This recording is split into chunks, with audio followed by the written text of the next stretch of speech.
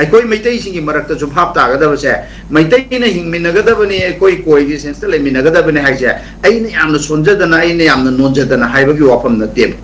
अखोई की ज्योग्राफी ना अखोई की नेचर ना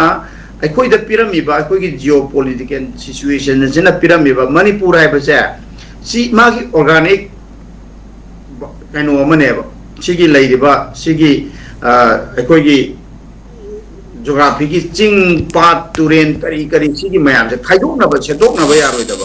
मसिदैगी द खुंदामिनरमिबा कांगलुप मयाम से अमगा अमगा मतेंग पानरकांद पुन्ना हिंगमिनब पुन्ना चौखटमिनब नत्रगदि अखोई पुन्ना लुपमिनब दुनेबा ओइदौरिज अदुगा इंडिया की कमाई तौगे इंडिया की लेरिबा होजिकी मियंगसिददि हुइबर सिदा लेरिबा कांगलुप सिंग सिगी दे बॉर्डर मोर मागी टेरिटोरी दुनेबा इंडिया की टेरिटोरी की मागी ज्योग्राफी की ngमखै की करी की लम दुनेबा हेन मरु एरिदि मोइदा सिक्योर ओइननबा मखोई की सिक्योरिटी मखोइना खलिबा कई मयामदि मियाम से लेत्रगजु मियाम से केनो तौरगजु याय हैबदौना तौबगी अप्रोच अमा एटीट्यूड अमादा वखल मी अमादा चथबदौना तौबगी पोट अमा अखोइना उरिबसे सी अखोइ मणिपुरदा लेरिबा मिपुम खुदिंगना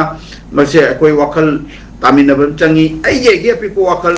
ए सिदे अखोइ कांगलुप खरा तांगुल माव मरा मयाम जे पुंजलकांदा अखोइ नगानी नगा खक्तगी तौगदबनी हाइदना खल्लब अदुम सिगी वखलों जिन मखादा लेरबा नगासु केसु केनो ओइरोयबा नगानी हाइदना खल्लिबा मयाम जो मैतै जो ए मैतै दे कोई खक्तनी मैतै न सुमाइ तौगदमने कोई मैतै गाक्तन नो तौगदमनी हाइदना अदुगा मैतै की मरक्ता जो हुजि याम साथि रेदि कमाइ तौगेदा एक सलाइ को मैतै हाइबा बियोन 7 एक सलाइ नेबा